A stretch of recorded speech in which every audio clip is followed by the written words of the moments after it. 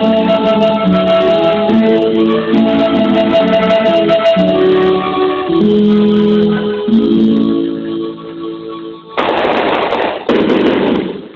como estou contente hoje.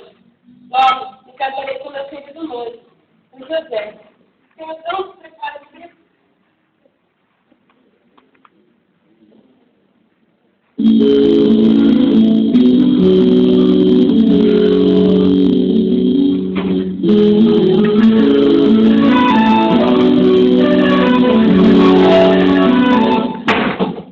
Não tem a ver comigo. Vim apenas te trazer uma mensagem do Altíssimo. Alegre, pois o Eterno está contigo. Alegrai-me, mensagem para mim. Quem sou eu para receber uma mensagem de Deus? Acalma-te, Maria. Deus está muito alegre contigo. O Eterno te escolheu para ser mãe do Redentor. Tu ficarás grávida e dará à luz a um filho, a qual chamará pelo nome de Jesus.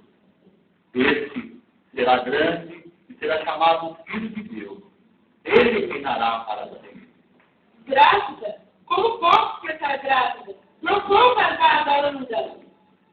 O Espírito Santo virá sobre ti e o poder de Deus te envolverá. Por isso, o menino será chamado Santo e Filho de Deus. Para Deus nada é impossível.